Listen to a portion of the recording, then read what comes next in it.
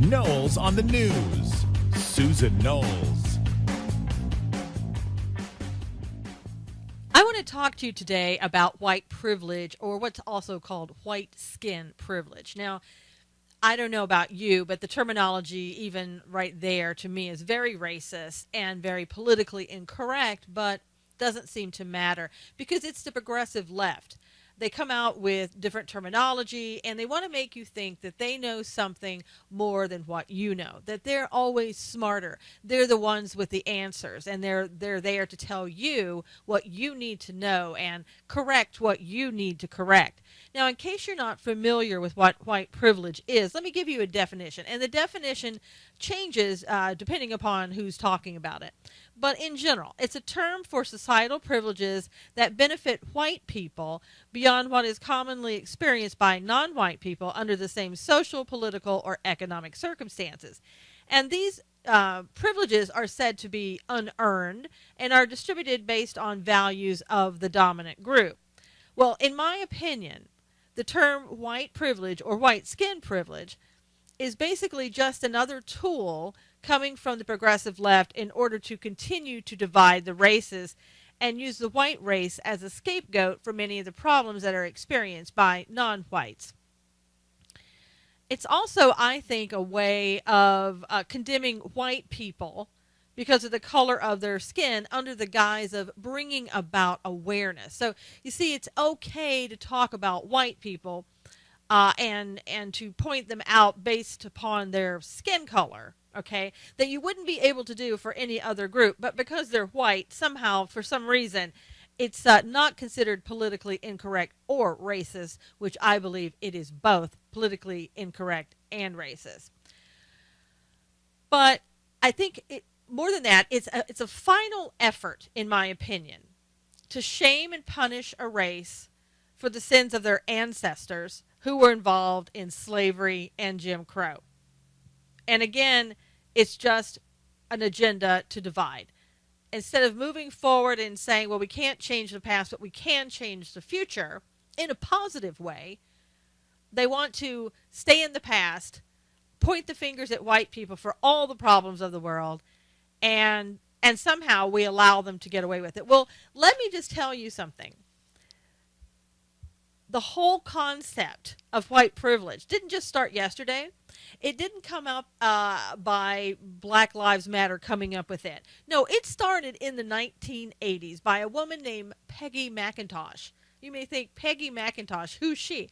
Well, she appears to be a Caucasian woman, a white woman, who basically came up with this term. Now, do you think that she did that because it was a racial issue? Well, the answer really is no.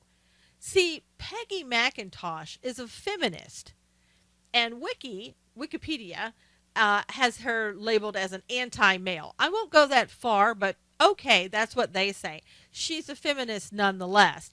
And what she was doing, she was writing something about males, okay, about men, and decided there was a male privilege. And then she decided that, based upon men having a privilege that's unearned and unacknowledged, that they have, by virtue of being born a male, they have privileges over anyone else. And, you've heard the people talk about it's a good old boy's world, or it's a man's world, or whatever. So, there's probably some merit to that, or at least there used to be, because what we're doing now is we're kind of getting rid of men. I don't know if you noticed that, but we're having them wear skinny jeans, and we're metrosexual, even though they don't do that much anymore. We're trying to get rid of that whole male gender. We're just kind of pushing it aside and not allowing them really so much to be fathers anymore, and kind of downplaying their role in everything. That's my opinion. You could disagree, but that's the way that I see it. So what happened when she was writing about males, she decided, you know what? I think that male privilege is connected somehow to being white. So it went from males to white males, all right? And so any good progressive picks up on that and goes, you know what? Let's just make it for the entire white race, and we'll call it a white privilege. Now, what is so funny about what this woman wrote about, she said that what I believe is that everybody has a combination of unearned advantage and unearned disadvantage in life. Now, she said everybody, okay? Everybody doesn't just mean, she's not referring just to the white population. She means every race. Whiteness is just one of many variables that one can look at, starting with, for example, one's place in the birth order, or your body type, or your athletic abilities, or your relationship to written and spoken words, or your parents' places of origin, or your parents' relationship to education and to English, or what is projected onto your religious or ethnic background. We're all put ahead and behind by the circumstances of our birth. We all have a combination of both, and it changes minute by minute depending upon where you are or where we are, who we're seeing, or what we are required to do. Okay, that is absolutely true. So then why bring it up? Why make it about white people? Why make it a racist concept about white people? In one point in time or another, depending upon who you are, what sex you are, what age you are, where you work, what you do, you have an unearned advantage over somebody else. That's just the way life is. And we're supposed to believe that it's only because you're white that you have that advantage. What this implies to me is that no matter who you are, no matter what time that you're looking at, the time period or the person, you could have an unearned advantage over somebody else. You can also have an unearned disadvantage over somebody else. Maybe you were born innately with abilities that somebody else doesn't have. Maybe you're a great athlete. Maybe you can sing. Maybe you can dance like somebody else can't do. Maybe you were born a genius and somebody else wasn't.